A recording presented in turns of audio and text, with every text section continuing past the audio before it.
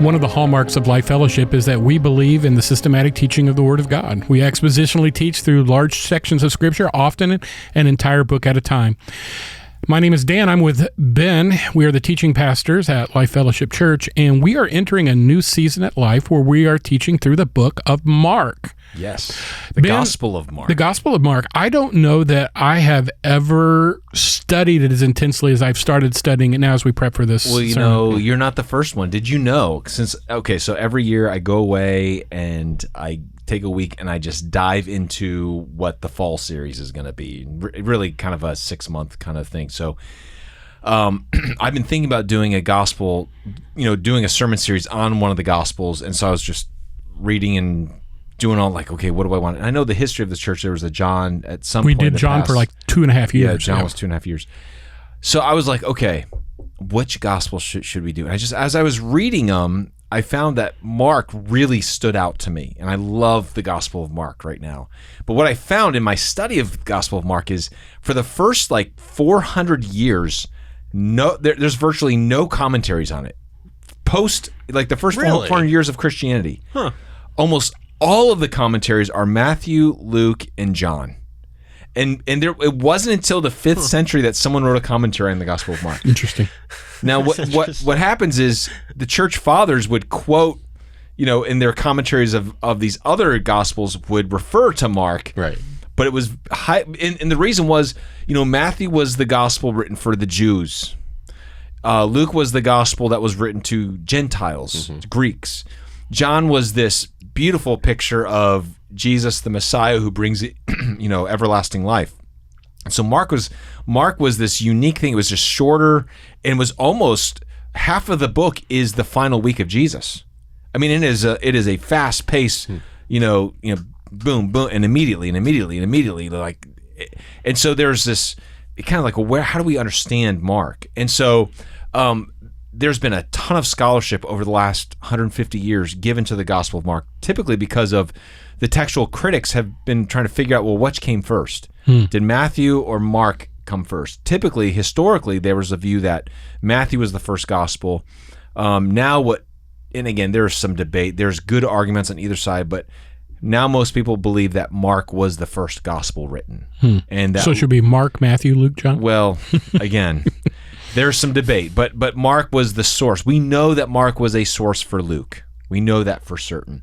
But Matthew looks like there was some source material used for Mark as well. So anyways, you're not the first one that says, I've never really studied Mark. Yeah. It's a very unique gospel. So what the purpose of this podcast is to kind of fill in some of the blanks, because Mark, there's no way any book study can get to all the nitty-gritty. We set the table and hope that everybody continues to study and explore it on their own. Yeah. We're not going to hit every passage from Mark.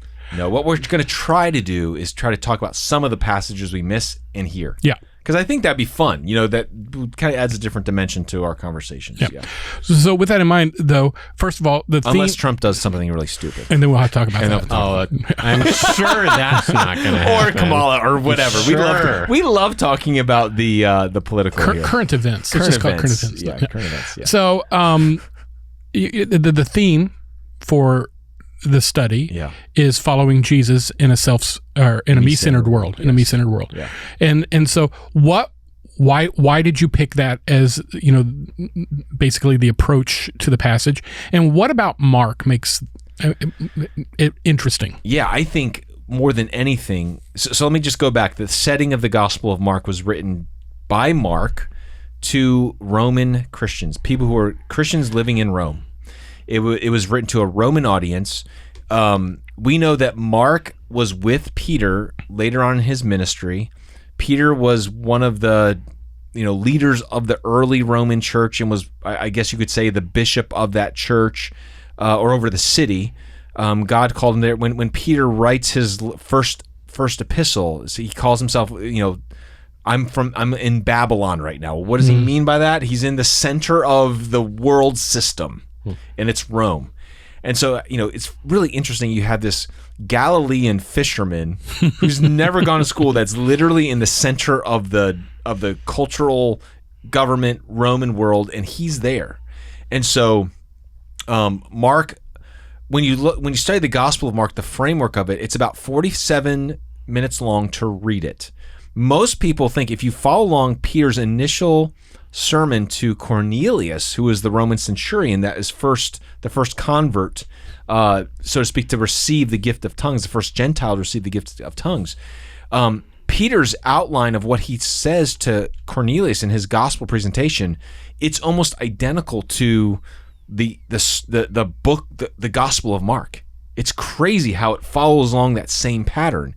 And so what most people believe is that the Gospel of Mark was Peter's description of the gospel story of what really happened. And so Mark, we know, was a kind of one of these guys who was a helper. He was a scribe. He was someone who he assisted Paul and Barnabas, and then that thing fell apart, and then he went with Barnabas, but they ended up, Paul and John Mark ended up, kind of making up, because later on, Paul's like, hey, send John Mark over here because he's been useful to me in ministry. And so Mark was one of these guys that was never the number one guy. He was always the number 2 or 3 guy that just helped everything happen. And he was one of these guys that was able to. Now, I thought one of the funny things is when I was studying the history of Mark's nickname. Mark had a nickname. Do you know what Mark's nickname was? I bet it wasn't Marky Mark. I'm gonna guess Sean. It was not Marky Mark. And this is why it's these little details that give like a little extra dimension to the biblical narrative. His nickname was Stump Fingers. Really? Because he had. Where do we find this? There's a church historian that quotes these people that knew him, and his nickname was Stump Fingers. And he was called Stump Fingers because he was kind of a larger guy, but his fingers were short compared to his size of his body. And here's the thing. We were just talking about making fun of fat pastors. The reason why this is so real is because this is so awesome. Dudes give each other nicknames. This is like The Chosen. Where they're all acting like a bunch of. So the whole point is like you don't make that kind of stuff up. Those are the kind of details that help show you can't make this kind of stuff up. So when this historian is quoting this other person of who knew Mark, is like, oh, Mark, who was nicknamed Stump Fingers, you're like, oh my gosh, that is so funny. Yeah.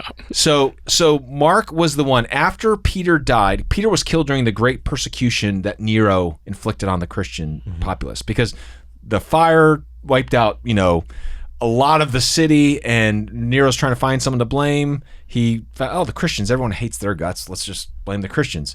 Maybe didn't hate them, but they were just kind of like, you're weird. You're the weirdos around here. They actually called them, it was like this term, but what was the term they called? Like almost like these despicable, abominations. Like they just kind of like the way that we would talk about like the vilest, wickedest people, that's what they called the Christians, because we didn't participate in their pagan rituals. Right. But anyways, so Nero starts his reign of terror, killing Christians by the hordes. And Mark finishes this gospel to this community. It's a very specific book written to a specific community that is going through persecution, that's trying to, how do you maintain your witness in a world that hates you? And in a world that where might makes right. Rome was the seat of power. Power was the language of the day of Rome. Yeah. Might makes right really was kind of like the essence of what Rome was. And so Mark writes this gospel all about what it means to follow Jesus in a world that hates you and that wants to dominate you. And so he writes this story, and which I believe was Peter's narrative to the Christian community of like, this is what it means to follow Jesus. And so a couple things. He starts with, there's really 3 main sections in the Gospel of Mark. You have the first section that really, what Mark is trying to do is establish the authority and the kingship of Jesus. And it just shows Jesus having power and authority over all of these people, institutions, over the demonic world, over sickness and death, over the religious leaders, over human authority. Like every single time, like he's just sharing all these miracles that Jesus is doing, healing people, and he has this power and he has this authority about him. And it concludes, the culmination of all of his expression of authority concludes with this scene when he goes back to his hometown, and it says they reject him. And and the whole point of that was to say, you're going to have your family reject you. Did that stop Jesus? No, it didn't stop Jesus, People are going to reject you. You have to learn how to follow Jesus in the midst of rejection, even when you know you have God on your side. The authority was established. People could see the power of Jesus, yet they still rejected him. That is profound. And so the first part is all about establishing Jesus' authority. He has a real authority. So whatever other authority you see in the world, governmental, spiritual, family, Jesus trumps all of those authorities. And you will have to make a decision. The whole point of Mark's gospel is to lead you to make a decision. What will you do to follow Jesus? It's this rapid, pace of description of narratives to say, okay, what would you do here? What would you do here? So that's the first section. Second section is all about Jesus describing. He begins to expand. So he's denied by his family, and what does he do? Does he stop? No. He expands the mission outside of his people, and then he explains what a true disciple is. So you have this middle section. So you have in the middle, at the center point of the gospel, you have Peter's confession. You are the Christ. And at the end of the gospel, you have the final confession. And who's the final confession made by? A Roman centurion. He's at the foot of the cross, and the last person that says anything about Jesus on the cross is, truly this man was the Son of God. Yeah. And he ends the passion narrative there, and it goes into his burial and resurrection. But you have these two great confessions, one leading up to Peter's confession, the other concluding after seeing what Jesus has done. These two confessions really bring you to inviting you into, so who do you think Jesus is? Who will you say that he is? But in this middle section where Peter confesses, there's these bookend miracles. You have Jesus in two stages healing this blind person in two stages, and then you have the healing of blind Bartimaeus at the end. And in between these parentheses miracles are three confessions of Jesus saying, I'm going to be betrayed, crucified, and killed. 3 times he says this. And at the end of every single time Jesus that says, I'm going to be betrayed, killed, crucified, every single time his disciples do not get it. The first time Peter rebukes him. We're not going to talk about this kind of stuff, Jesus. Like, no, we're not having any of that. Second time is he makes this announcement that he's going to suffer and die, and his disciples start arguing about who's the greatest. Mm-hmm.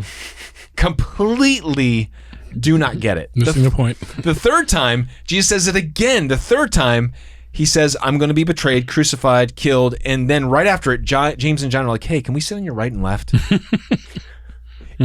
Peter's making the point, we don't get it.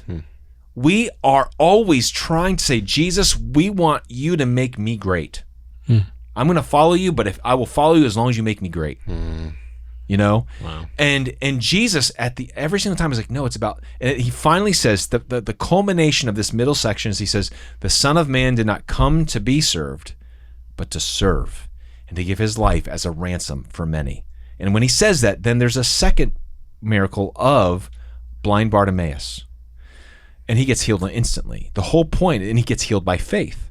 The whole point is, before all these 3 confessions, people couldn't see Jesus clearly.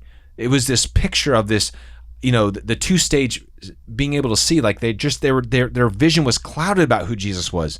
He explains it in these 3 declarations, and then Jesus is like, you will never be able to see me clearly unless you see it by faith. And it goes from there. That ends in chapter 10. Chapter 11 is it's the halfway point in the Gospel of Mark is chapter 11, and the rest is the final week of Jesus, triumphal entry.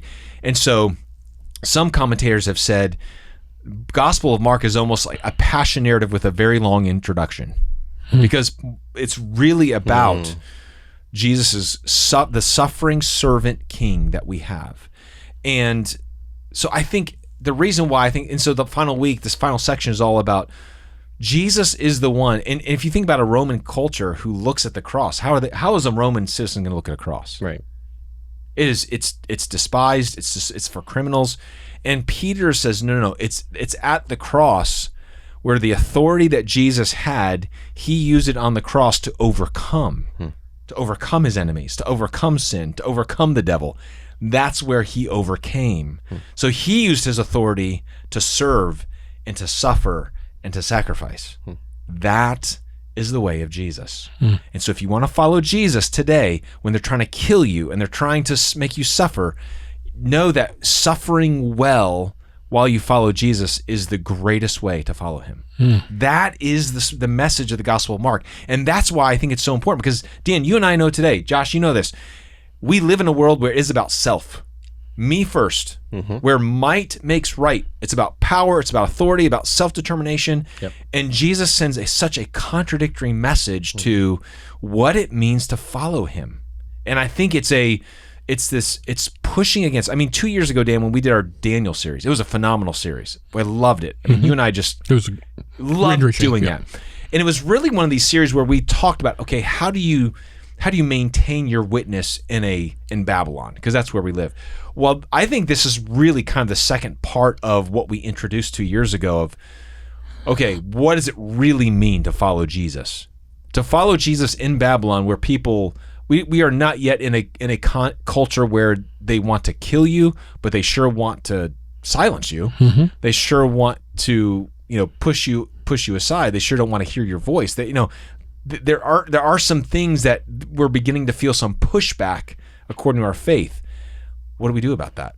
Well, that's my question okay, so now that you've just been studying this is so interesting. Yeah. And given that Christians in America so often throw around the persecution word, I'm wondering, what have you learned, or what would you advise that modern Christians do differently based on what you've been learning from the Gospel of Mark? How ought we be acting? So for the next 6 months, you should come to church.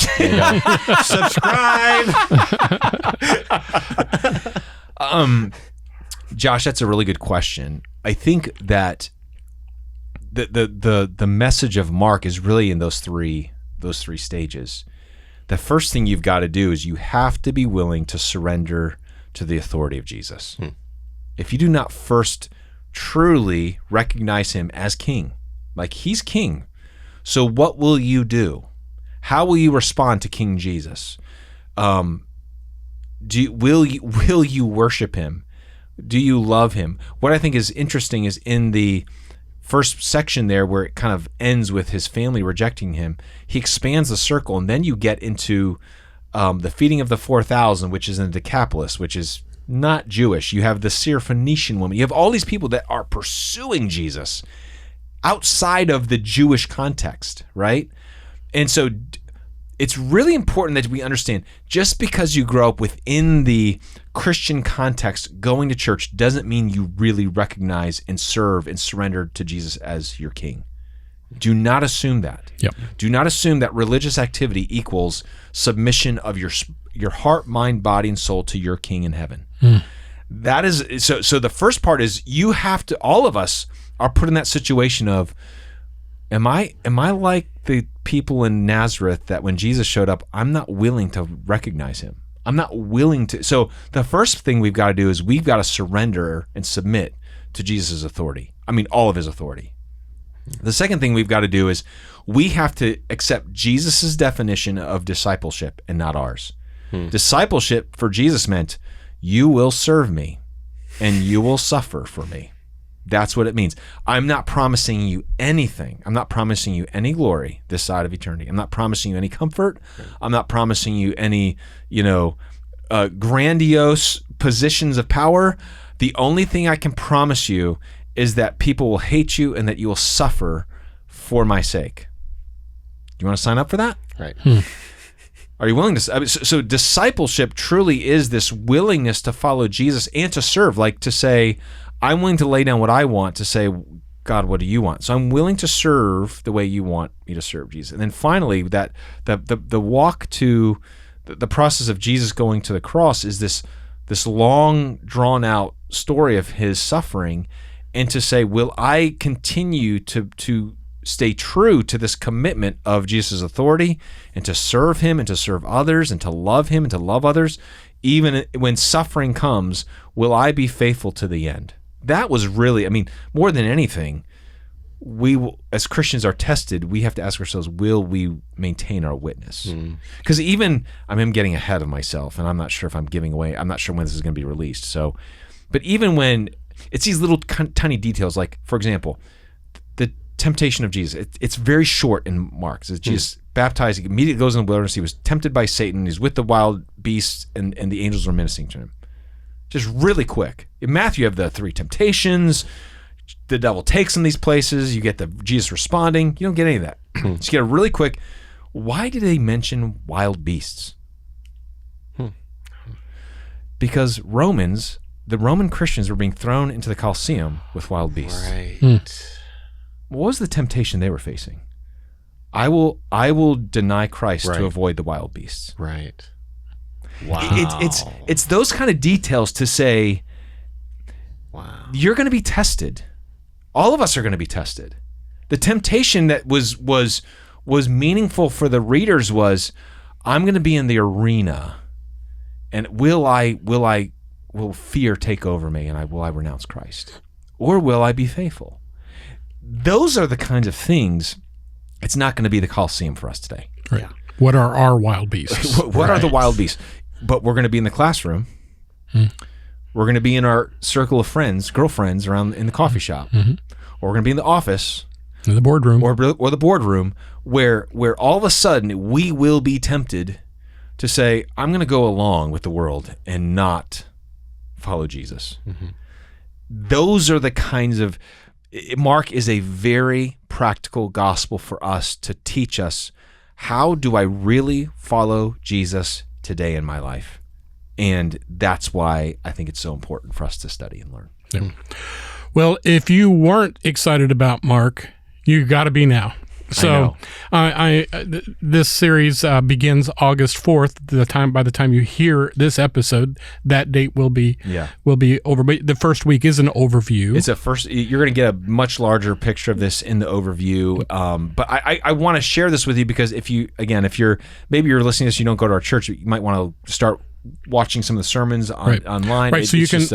The services are at 9:15 and at 11 o'clock on Sunday morning. So you can watch them live on Facebook or on YouTube, but they're always archived on YouTube. So you can subscribe to the Life Fellowship YouTube channel. They'll be there for you. And of course, obviously, it's best to if you live in the Charlotte metro area and you're part of a church, come to church. Yep. Absolutely. Yeah, it's always a poor substitute, but we also know we've got people who watch and listen from around the world. We hear from them every week. Yep. And so that's exciting as well. But this may be something that you've never experienced, you've never studied before, and now you have this opportunity. And the cool thing about these studies is that you will never look at the book of Mark the same after we go through this series as you did. That's right. And so that's going to be the great opportunity. Ben, I can't wait for this series to start. And again, please follow the Life Fellowship YouTube page, and you'll be able to watch these sermons as they unfold over the next several months, and up through actually Easter is when these are scheduled to unfold. So, as always, we thank you so much for listening to us here at Life Talks, and every episode's just a different angle, and so we hope you'll continue to do that. I hope you subscribe to us and leave us a review if you get a chance. Share us if you would on your social media pages, and as always, we appreciate our listeners. So thank you again for listening to us here at Life Talks. You've been listening to Life Talks. Be sure to hit the subscribe button so you never miss a new episode. Share this podcast on Facebook, Instagram, and Twitter to let your friends and family know about Life Talks. We'd love to hear from you as well, so leave a comment and let us know your thoughts on this episode or any other topics we've discussed. Life Talks is a ministry of Life Fellowship in Cornelius, North Carolina. For more information on Life Talks or Life Fellowship, visit lifecharlotte.com, or you can find us on Facebook at Life Fellowship Charlotte.